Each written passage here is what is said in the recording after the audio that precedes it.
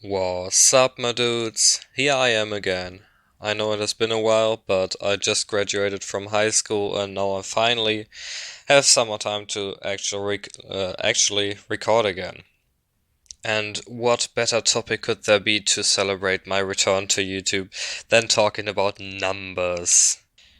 That's right. Today we're taking a closer look at Standoff's economy system, which is a system that I have nobody really seen talking about on YouTube or anywhere else, basically.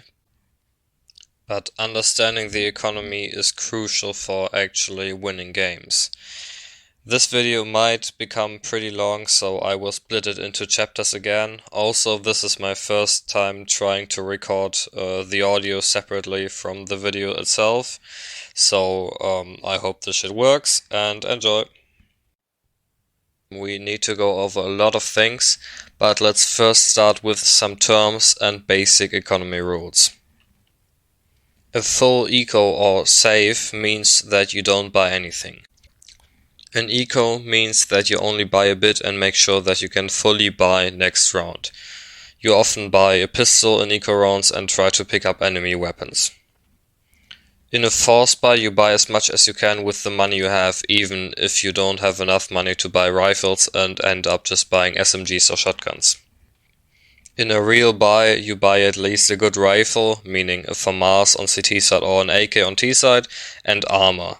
The buy minimum on T side here is $3,700, meaning AK, vest and a helmet, and on CT side the minimum requirement is $2,850, which is a FAMAS plus armor.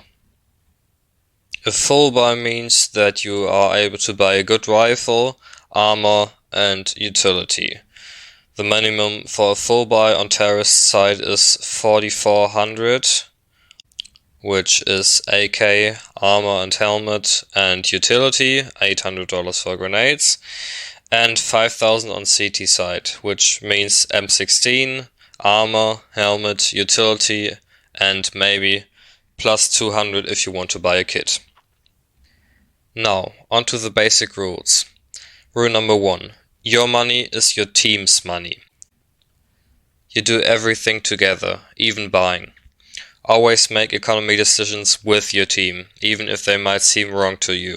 It's better to make a mistake together than to fall into hyper-individualism. For example, if you only have 2 people who can buy every round, your economy is pretty much screwed. Even if your team force buys when you should be ecoing, then force buy with them to have the highest chance to actually win the round. A key rule is that you want to buy, meaning have a rifle and armor at least, as often as you can. You should avoid force buying many times in a row. Also try to keep your individual money counts inside the team even by dropping your teammates' weapons, etc. Also keep track of how many rounds you won or lost in a row. This will firstly help you to understand how the enemy's economy might look like, and also you will better be able to make your own economic decisions, as I will explain further into the video. Now we're moving on to the money system. Standoff 2 has a complex economy system, and you will need to learn the most important numbers by heart in order to make the right decisions. In Standoff, you get money after each round for killing enemies or achieving certain objectives. I will link you this spreadsheet down below in the description because these numbers are extremely important for you to actually learn.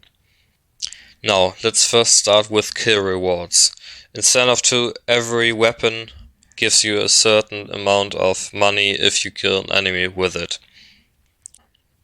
The standard kill reward for most weapons is $300. This applies to pistols, ARs, the P90, snipers except for the AWM, and HE grenades. As you can see, SMGs, shotguns and your knife will give you much more money for killing an enemy. These are the best weapons to stimulate your own economy. You get double the money for SMG kills, triple the money for shotgun kills, and 5 times the money for a knife kill. The P90 and the AWM both have lower money rewards than the other weapons from their weapon class to keep them balanced. Now, onto the objective rewards. In general, if you win a round, you get between $3,250 and $3,500, depending on if you win by killing every enemy or if you win by completing your team's objective. The terrorist objective is obviously planting the bomb and letting it explode, and the counter-terrorist objective is defusing the bomb. Defusing the bomb brings the CT defusing it an extra $300, and planting the bomb brings $800 for each terrorist teammate and an additional $300 for the planter himself. CTs can also win by timeout, meaning that the bomb has not been planted in time and the terrorists lose. If you as a terrorist are still alive when a timeout occurs, then you will get $0 for surviving. Meaning that you either have to save very good weapons or that you have to die before a timeout. Now the next part is especially important. In Standoff 2 there are lose streaks. For each consecutive loss in a row, you will get more and more money. The first round you lose will reward you with $1,400, and this amount will go up by $500 for every consecutive round loss, meaning that after a maximum of 5 rounds in a row that you lost, you will get $3,400. If you win one round in between, your loss bonus will be set back, and so if you win one round and then lose again, you will be back at $1,400 for your loss. Keeping track of your loss bonus is extremely important for being able to making good economic decisions. Now we're going to continue with the early game. Firstly, there's the pistol round. Always try to win the pistol round. Winning the pistol round means that you get an economic head start. So always buy as much as you can with your $800 in order to win it. Do not save any money in pistol rounds. Saving $500 that you could spend on utility but then losing the pistol round is not worth it. On terrorist side, on pistol rounds, always try to get the bomb plant. This way you can also stimulate your team's economy, because a bomb plant will give each teammate $800. Another important thing to know is that you should never save in a pistol round. Always try to go for as many kills as possible to boost your economy as much as you can. Now, assuming that you won the pistol round, let's take a look at the rest of the early game, meaning about rounds 2 to 4 or 5. If you won the pistol round, always force buy. Buy as much as you can. If your enemy's eco, it's a free round for you because you have a lot better weapons. If they force buy, you should still have better weapons because you won the last round and thus you have more resources to work with. By winning 2 rounds in a row, your economy will already be pretty stable, and even if you lose in the 3rd round, then you can just rebuy again. When force buying, prioritize a helmet over everything else. Most weapons a team with a worse buy than you will have, meaning SMGs, shotguns and pistols, will not one-shot you in the head if you wear a helmet, so having one is extremely important, especially early round. Especially if you think that your enemies might eco, because for example they did not even get the bomb plant on T side. The players in your team who play closer angles should buy SMGs and shotguns. As I showed you earlier, SMGs and shotguns give you more money for getting kills, and this will even further boost your economy. If you can though, buy real ARs, meaning AKs or M4 or M16s, if you can afford them, because then you will not have to rebuy those weapons later, and thus you will not have to throw away any money. Now let's look at the early game, assuming that you lost the pistol round. What you're gonna do now is heavily dependent on what side you are on. Let's talk about T side first. If you get a bomb plant and lost on pistol round, you have at least $2,200, $1,400 for the loss, and plus $800 for the bomb plant. Your next loss bonus, meaning the second loss bonus for 2 losses in a row, will be $1,900. So if you fully eco, meaning you don't buy anything, you will be able to buy an AK and vest and helmet next round. These are the minimum requirements for a reasonable buy, meaning you should definitely full eco in that case and buy the third round. You always have to remember the magic number $3,700 that you need for AK, armor and helmet. If you end up not getting the bomb plant and you have less than $1,800, you should most likely force buy, meaning you spend all your money and try to win the round.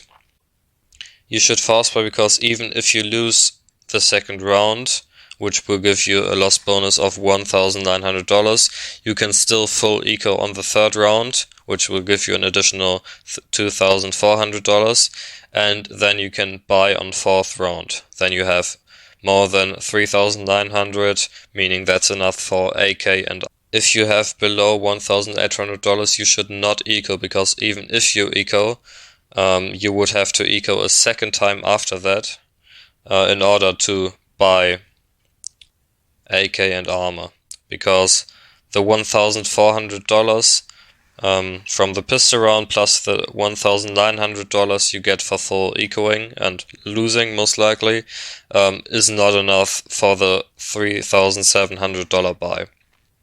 In every round in which you just try to get your economy back on, meaning eco rounds or force buys, you should also always try to get the bomb plant in order to get the additional money bonus.